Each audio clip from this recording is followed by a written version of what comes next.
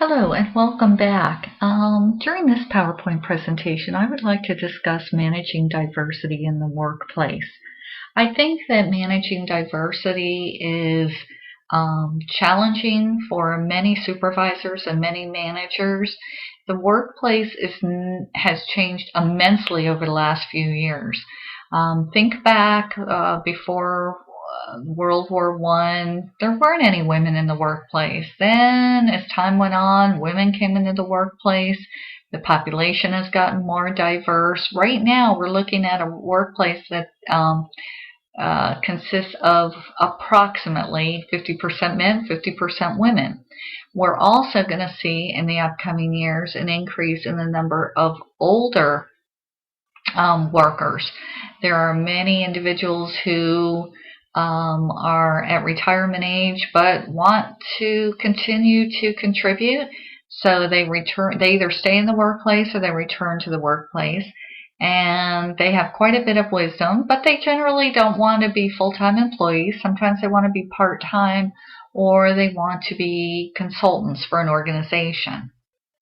They have much to contribute. However, when they enter the workforce, they're also met with multi-generations. There are a various group of generations that are going on right now within one workforce that have to learn to get along with one another, and managers that have to learn how to manage those individuals. If you're interested in reading an excellent book on the multi-generational situation that's going on in the workforce, please be sure to read a book called The 2020 Workplace by Meister, is the last name, Meister. So what's diversity? Well, diversity are differences among people in age, gender, race, ethnicity, religion, sexual orientation, socioeconomic background, and capabilities and disabilities. What's the glass ceiling? That's a metaphor, and what it basically says is that men and women, minorities, and women have a tough time being promoted in the workplace to top corporate positions because there's an invisible barrier that prevents this promotion. So let's take a look at age in the United States. The median age of a person in the U.S. is that it's at its highest right now, and that has ever been 36.2 years of age. By the year 2030, it is projected that 20% of the population will be over 65. The aging of the population suggests managers need to be vigilant that employees are not discriminated against because of age. Effectively managing diversity means that employees of diverse ages are able to learn from each other and work well together. In the workforce, as I mentioned, women and men are equally represented in the workforce, 53.5% male and 46.5% female. The median weekly earnings are estimated to be $572 for females, for men $714. Only 15.4% of corporate officers in the top 500 largest U.S. companies are women. Only 6.7% of top earners are women. That includes Indira Nooyi of PepsiCo and Andrea Jung of Avon. Women are underrepresented on the boards of directors and currently hold 14.8% of board seats. When we look at race and ethnicity, the racial and ethnic diversity of the U.S. population is increasing at an exponential rate, as is the composition in the workforce. Approximately 1 in every 3 U.S. residents belongs to a minority group. Approximately 67% of the population is white, 13.4% is African American, 14.4% is Hispanic, and that is primarily Mexican, and 4.8% is Asian. Between the years 2000 and 2050, it is estimated that the Hispanic and Asian population will triple.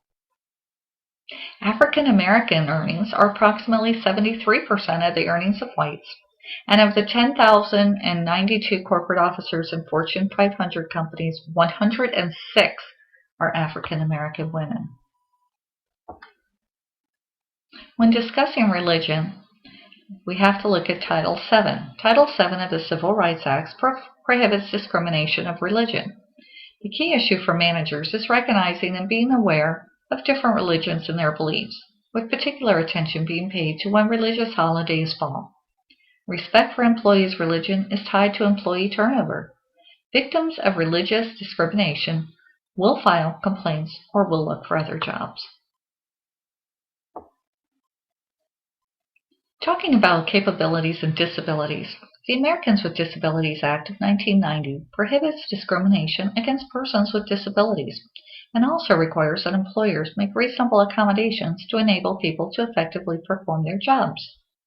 Surprisingly, making corrections in regards to additions in the workplace, handrails, etc., generally cost less than $100. The ADA protects employees with AIDS from being discriminated upon in the workplace and also encourages AIDS awareness training. Employers are to make reasonable accommodations to enable people with AIDS to effectively perform their jobs. When discussing socioeconomic background typically refers to a combination of social class and income-related factors. From a management perspective, socioeconomic diversity requires the managers be sensitive and responsive to the needs and concerns of individuals who might not be as well off as others. The U.S. Census Bureau estimates that 6,825,399 families had incomes below the poverty level in 2000, while 3,581,475 of these families were headed by single women. I hope at this point you're starting to realize that yes, the workplace is indeed diverse. Perception, the process through which people select, organize, and interpret what they see, hear, touch, and smell to give meaning and order to the world around them. How does this relate to diversity? Well, you have different people in one organization. They come from different cultures, different backgrounds, and have different work and life experiences. How each of them perceives each other and how you as a manager perceive them is very important. Schema is an abstract knowledge structure that is stored in memory and makes possible the interpretation and organization of information about a person, event, or situation. And gender schemas are preconceived beliefs or ideas about the nature of women and men, their traits, attitudes, behaviors, and preferences. In the workplace, unfortunately, you do have episodes of discrimination. Overt discrimination, that is knowingly and willingly denying diverse individuals access to opportunities and outcomes in an organization. Overt discrimination is a clear violation of the principles of distributive and procedural justice. Companies that have been sued for overt discrimination include Texaco, Ford Motor Company, Johnson & Johnson, General Electric, Walmart, and Nike. One of the more recent cases involved Nike, where a class action suit was filed on behalf of 400 African American employees. So how do you manage a diverse workforce? How do you ensure that your workforce gets along with one another? Well, first off, you have to secure top management commitment. The management in the company must be willing to acknowledge diversity and promote diversity. You have to increase the accuracy of perceptions, increase diversity awareness, increase diversity skills, encourage flexibility, pay close attention to how employees are evaluated. On that note, and I'm just going to kind of reference that, there are different types of errors that can occur during performance evaluations, actually related to the diversity of the workplace. Sometimes managers will tend to look at employees favorably if those employees are just like them. It's actually an effect. There's also something known as the halo effect. One person's attribute becomes everything that they do throughout the organization. Also, look for underrepresentation in the organization. Are there too many of this, too little of that? Can you improve that? Can you hire more minorities in the workplace? And last, empower employees to challenge discriminatory behaviors, actions, and remarks. Reward employees for effectively managing diversity. Provide training utilizing a multi-pronged, ongoing approach. and encourage mentoring of diverse employees. I hope this gives you some insight into how to manage a workforce that is primarily diverse. Diversity through, what is it Disney says? Through diversity comes creativity. A diverse workforce is beneficial in many respects, but one primarily is in creativity, because individuals come from so many backgrounds and so many different life experiences that together the synergy that can be created is amazing.